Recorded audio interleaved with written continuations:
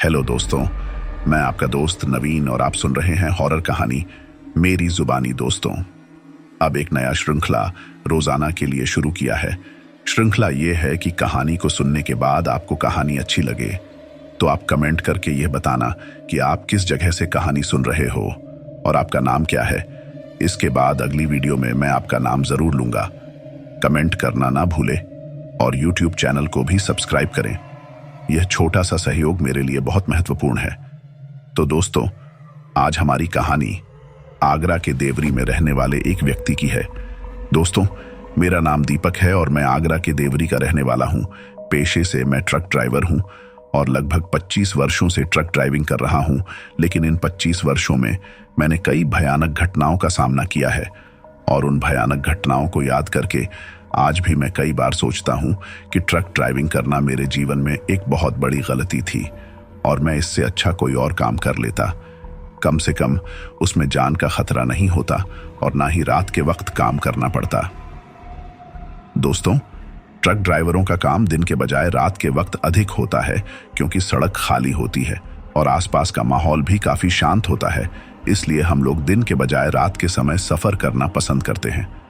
लेकिन कभी कभी उसी रात के सफर के दौरान हमारे साथ कई ऐसी घटनाएं हो जाती हैं जो हमें हमारी मौत से भी रूबरू करवा देती हैं।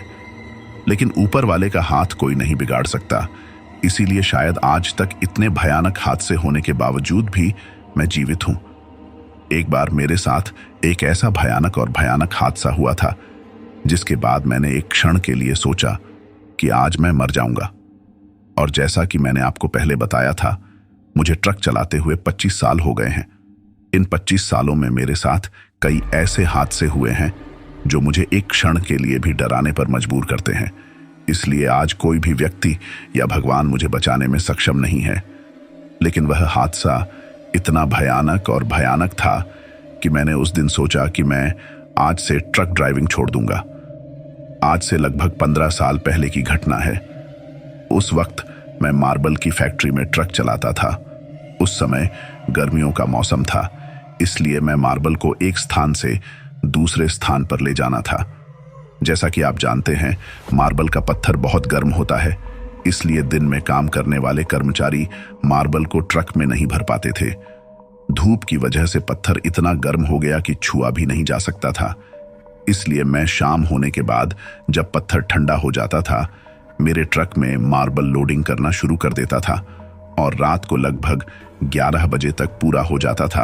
और लोडिंग का काम पूरा होने के बाद मैं अपने ट्रक को लगभग 12 बजे के आसपास लेकर फैक्ट्री से निकल जाता था, क्योंकि दूसरे दिन शाम होने तक मुझे ट्रक को दूसरी फैक्ट्री में पहुंचाना होता था, जहां मजदूर शाम होने के बाद ही ट्रक को खाली करते थे। उस दिन ट्रक की लोडिंग पूरी होने के बाद मैं रात को 1 बजे उस फैक्ट्री से निकल जाता हूं। मुझे अपने ट्रक को लेकर निकले हुए काफी समय हो गया था और मैंने अपने मोबाइल में समय देखा तो रात के लगभग 2:30 बज चुके थे। अब मैं मुख्य शहर से काफी दूर चला गया था और जिस रास्ते पर मैं चल रहा था वह दिखने में काफी ज्यादा अजीब था। तो मैंने एक चीज नोटिस की कि उस रास्ते के अगल बगल में कोई घर नहीं था या कोई ऐसा स्थान था जहां लोगों का बहुत आना जाना होता। फिर भी लगभग हर 1 किलोमीटर पर ब्रेकर आते थे और गर्मी का मौसम था, जिसकी वजह से ट्रक चलाने में मुझे बहुत परेशान करता था। इसलिए उन ब्रेकर की वजह से मेरी स्पीड काफी धीमी हो गई और ऊपर से बार बार उन ब्रेकर आने की वजह से मुझे अपने ट्रक को धीमा करके वापस स्पीड पकड़वाने में बहुत मुश्किल हो रहा था, क्योंकि ट्रक पूरी तरह से मार्बल के पत्थरों से भरा हुआ था, जिसके लिए बहुत ज्यादा शक्ति की आवश्यकता होती थी। और उस सड़क पर ट्रक स्पीड पकड़ने से पहले ही दूसरा ब्रेकर आ जाता था, जो मुझे बहुत बेकार लग रहा था और मुझे लगता था कि ट्रक पूरा मार्बल के पत्थरों से भरा हुआ है। इससे ट्रक के टायरों पर काफी ज्यादा दबाव पड़ रहा है और गर्मियों के मौसम में बार बार इन ब्रेकर का आना ट्रक के टायरों के लिए अच्छा नहीं था। मुझे डर था कि ज्यादा दबाव से ट्रक का कोई टायर फट जाएगा। मैं सिर्फ ये सोच रहा था कि थोड़ी देर बाद पीछे से एक तेज आवाज आती है। मैंने उस आवाज को सुनते ही सोचा कि शायद ट्रक का टायर फट गया है। उस आवाज को सुनने के बाद मैं अपने ट्रक को धीमा करते हुए सड़क की ओर ले जाकर एक जगह पर रोक देता हूं और ट्रक के टायरों को चेक करने के लिए केबिन से नीचे उतरता हूं। केबिन से नीचे उतरते ही मैं चारों ओर देखता हूं, और जब मैं उस रास्ते को देखता हूं तो मुझे थोड़ा डर भी लगता है, क्योंकि वह बिल्कुल सुनसान था। उसके चारों ओर बिल्कुल खुला मैदान था, और जहां तक मेरी नजर जाती थी वहां तक अंधेरा ही दिखाई देता था। मैं केबिन से नीचे उतरते ही ट्रक को चालू छोड़ दिया, और अब मैं ट्रक के टायरों को एक एक करके चेक करने लगता हूं। जब मैं ट्रक के पीछे की ओर जाता हूं तो मैं देखता हूं कि ट्रक का सबसे पीछे वाला टायर, जिस पर सबसे ज्यादा भार है, वह टायर फट गया है। उस टायर के फट जाने के बाद पूरे ट्रक का वजन उस पर पड़ा हुआ था, इसलिए मैं ट्रक को ज्यादा दूर नहीं ले जा सकता था। इसलिए मैं सोचता हूं कि इतनी रात को मैं अकेले इस ट्रक के टायर को बदल सकता हूं, क्योंकि भरे हुए ट्रक के टायर को बदलना एक व्यक्ति की क्षमता नहीं होती, लेकिन खाली ट्रक के टायर को बदलना एक व्यक्ति की क्षमता होती है। तब मैं अपने ट्रक के चारों ओर किसी की मदद की तलाश में देखता हूं, लेकिन मुझे दूर दूर तक कोई नहीं दिखाई देता था। मैं खड़ा होकर क्या करना चाहिए सोच रहा था कि तभी मुझे अचानक लगता है कि मेरे पीछे कोई खड़ा है, लेकिन जब मैं पीछे देखता हूं तो कोई नहीं दिखाई देता। मैंने पीछे मुड़कर देखा तो मुझे एक परछाई दिखाई दी। मुझे ऐसा लगता था कि कोई आदमी मेरे ट्रक के ऊपर खड़ा है। मैं ट्रक के केबिन से अपनी टॉर्च निकालकर दूर से टॉर्च का फोकस डालकर देखने की कोशिश करता हूं, तो वहां भी कोई नहीं दिखाई देता। मैं अपनी टॉर्च का फोकस डालकर ट्रक के ऊपर की तरफ देख ही रहा था कि मेरी टॉर्च अचानक वहीं बंद हो गई। मैं उसको फिर से शुरू करने की काफी कोशिश करता हूं, लेकिन वह चालू नहीं होती। मैंने सोचा कि मैंने इसे पूरी तरह से चार्ज किया था जब मैं फैक्ट्री से निकला था, इसलिए इतनी जल्दी इसकी बैटरी खराब होने की कोई संभावना नहीं है। मैं सिर्फ उस टॉर्च को ठीक करने की कोशिश कर रहा था कि दूर से सुनसान मैदान में किसी के चीखने की आवाज आई, और मैंने उस आवाज को सुना तो ऐसा लगा कि किसी को कोई घसीट कर दूर ले जा रहा है, क्योंकि वह पहले काफी तेज थी लेकिन धीरे धीरे कम होती गई।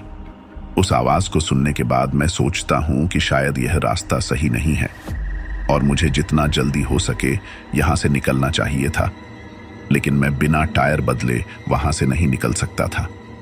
मैं थोड़ा डरते हुए वहां खड़ा था और सोच रहा था कि मुझे क्या करना चाहिए। तभी दूर से एक रोशनी आती हुई दिखाई देती है और मेरे कानों में एक आवाज भी सुनाई देती है, और मैं गौर से सुनता हूं कि वह आवाज किसी ऑटो रिक्शा की तरह की थी, और जैसे जैसे वह रोशनी मेरे करीब आ रही थी वह आवाज काफी तेज हो रही थी। थोड़ी देर बाद मुझे स्पष्ट हो गया कि सामने की रोशनी एक ऑटो रिक्शा की हेडलाइट है, और मुझे लगता है कि मेरी तरफ एक रिक्शा आ रहा है, और उस रिक्शे को देखकर मुझे लगता है कि शायद चालक मेरी मदद करेगा। मैं उसे दूर से रुकने का संकेत देता हूं और कुछ देर में रिक्शा मेरे पास आकर रुक जाता है। रिक्शा जब मेरे पास आकर रुकती है तो मैं एक आदमी को देखता हूं जिसमें ग्रीस और काले डब्बे की तरह कुछ लगा हुआ था। मैंने उसके कपड़े पर ज्यादा ध्यान नहीं दिया और उसे बताया कि भाई साहब, मेरे ट्रक का टायर फट गया है और इस सुनसान रास्ते पर मुझे कोई भी मदद नहीं कर रहा है। अगर आप मेरा थोड़ा साथ देंगे तो मैं अकेले मेरे ट्रक के टायर बदल सकता हूं। कुछ समय में हम दोनों मिलकर मेरे ट्रक के टायर बदल देंगे। यदि आप चाहते हैं तो मैं आपके काम के बदले कुछ पैसे भी दे दूंगा। मैंने बस इतना कहा था कि वह आदमी मुझे बताता है कि मेरा काम यही है। मैं सिर्फ लोगों की गाड़ी के टायर बदलता हूं और फिलहाल अपनी दुकान बंद करके घर जा रहा हूं। उस आदमी ने मुझे यह बताया तो मुझे उसकी बात कुछ हजम नहीं हुई। उस समय रात के लगभग 3 बज रहे थे और कोई भी व्यक्ति 3 बजे अपनी दुकान क्यों बंद करेगा? अगर उसे घर जाना ही था तो वह 10 बजे के आसपास अपनी दुकान बंद करके घर चला जाता था। इसलिए मैंने उससे पूछा कि मुझे आपकी यह बात कुछ समझ में नहीं आई।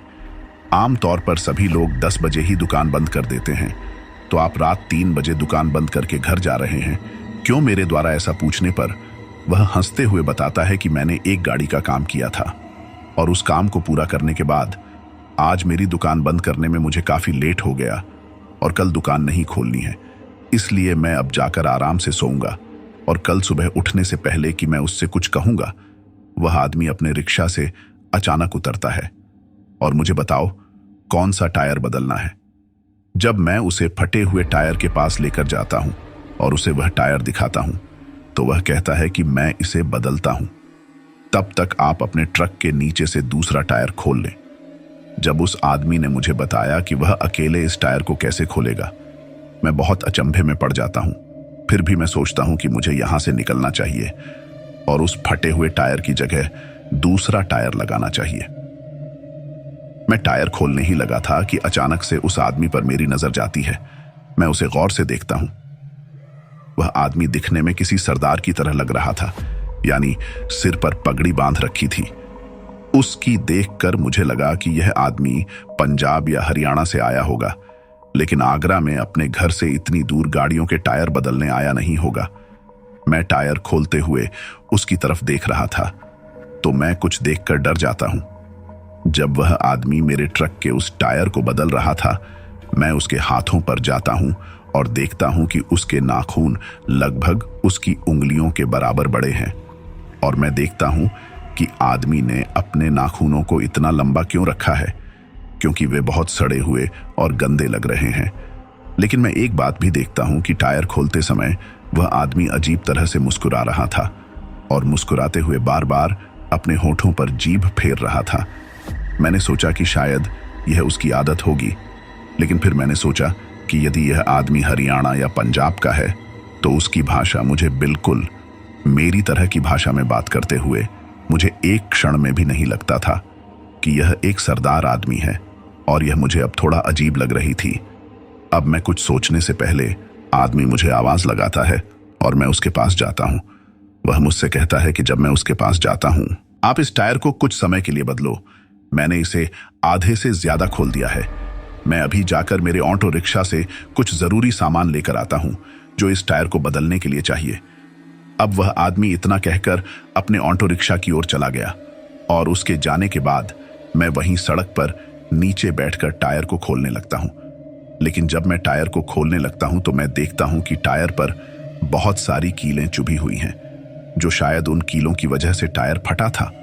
और उनको देखकर मुझे लगता था कि शायद किसी ने जानबूझकर सड़क पर यह कील डाली होगी ताकि मेरे ट्रक का टायर पंचर हो जाए और मैं यहां से न जा पाऊं। जैसे ही मैं टायर को देख रहा था, मुझे पता चला कि उस पर किसी के नाखूनों के निशान हैं, जैसे किसी ने टायर को बहुत ज्यादा खरोच दिया हो। इन निशानों को देखकर मुझे लगता है कि यह काम शायद इस आदमी ने किया होगा। लेकिन मैं सोचता हूं कि आखिर इसने इस टायर को अपने नाखूनों से इस तरह से खुरदा क्यों किया। मैं सिर्फ सोच रहा था कि किसी ने मेरे सिर पर किसी भारी चीज से बहुत तेज वार किया, जिससे मुझे बहुत चक्कर आ गया और मेरा सिर पूरी तरह से घूमने लगा। वह चीज मेरे सिर पर लगते ही मेरे मुंह से एक बहुत तेज चीख निकलती है और मैं अपने दोनों हाथों से अपने सिर को पीछे से पकड़ लेता हूं। फिर मैं पीछे मुड़कर देखने की कोशिश करता हूं कि आखिर किसने मेरे सिर पर वार किया है, और जब मैं पीछे मुड़कर देखता हूं, मेरे होश ही उड़ जाते हैं। पीछे मुड़कर देखा कि उसी आदमी ने मेरे सिर पर एक लकड़ी से बहुत तेज वार किया था। लेकिन उससे भी ज्यादा भयानक बात यह थी कि अब उस आदमी का चेहरा पूरी तरह बदल चुका था। अब उसके सिर पर पंजाबी पगड़ी नहीं थी, बल्कि उसके बाल पूरी तरह बिखरे हुए थे, औरतों की तरह लंबे, कमर तक। उसका पूरा चेहरा बदल गया था। अब उसका चेहरा किसी डायन की तरह दिखता था। उसकी एक आंख गायब थी, उसकी दूसरी पूरी तरह से सफेद थी और उसके हाथों के नाखून भी टूट चुके थे।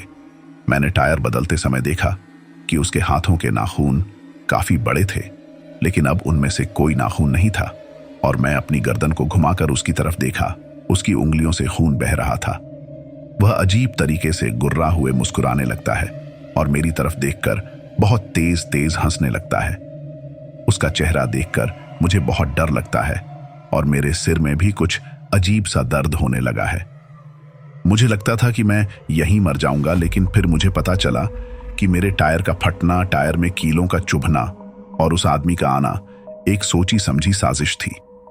मैं उसको इस तरह देखकर भी समझ गया था कि यह कोई इंसान नहीं है, बल्कि कोई शैतानी शक्ति है। शायद यह कोई डायन या चुड़ैल है जिसने मुझे आज अपने जाल में फंसा लिया है और मुझे मार डाला है। मैं उसका रूप देखकर थोड़ी देर बेहोश हो गया और उसके बाद क्या हुआ मुझे कुछ भी याद नहीं है। लेकिन जब मेरी आंख खुलती है तो मैं उस सड़क के बगल में एक पेड़ पर रस्सी के बल उल्टा लटका हुआ था, और जब मैं उस रस्सी से मेरे पैर बंधे हुए थे तो मुझे लगता था कि मेरा सिर बहुत भारी हो रहा था और बहुत तेज दर्द हो रहा था। लेकिन जैसे ही मैं नीचे की ओर देखता हूं डायन की तरह दिखने वाला राक्षस वहीं था और मेरे सिर के बालों को किसी उतरे से काट रहा था। वह मेरे सिर पर एक बार फिर से भारी चीज से वार करता है। जब मैं अपने आप को उसे छुड़ाने की कोशिश करता हूं तो पता चलता है कि मेरे हाथ भी रस्सी से बंधे हुए हैं और मैं फिर से बेहोश हो जाता हूं। जब वह मेरे सिर पर एक बार फिर वार करता है तो मेरे सिर से खून टपकने लगा। वह मेरे नीचे बैठकर बार बार अपनी जीभ लगाकर मेरे सिर से खून छाट रहा था और उस दिन मैं अपनी मौत को अपनी आंखों के सामने देख रहा था। वह मेरे सिर के बालों को इस तरह से काट रहा था कि वह आराम से अपने सिर से निकलने वाले खून को पी सके। उस समय मुझे लगता था कि मैं जल्दी मर जाऊंगा, लेकिन मुझे लगता था कि डायन मुझे इतनी आसानी से नहीं मारेगी, बल्कि मुझे तड़पा तड़पा कर मारेगी। उस बुरी आत्मा ने सब कुछ कर ही रहा था कि तभी मेरे कानों में कुछ आवाज आई। वह दूर से कुछ चिल्ला रहा था, जैसे कोई साधु या अघोरी वहां आ रहा हो। शायद उसने मुझे उस आत्मा के कब्जे में और उस आत्मा को मेरे साथ सब कुछ करते हुए देखा हो। अब धीरे धीरे मेरी आंखों के सामने एक झाला सा आने लगा और मुझे लगता था कि मैं कुछ देर में बेहोश हो जाऊंगा, लेकिन मेरी आंखों से एक काले कपड़े पहना हुआ व्यक्ति आता है और वह दिखने में किसी अघोरी बाबा की तरह था और उसने वहां पर आते ही अपने झोले से कुछ उस आत्मा पर फेंका था। लेकिन जैसे ही मेरी आंखें बंद हो जाती हैं, मैं फिर से बेहोश हो जाता हूं और इसके बाद वहां क्या हुआ मैं नहीं जानता।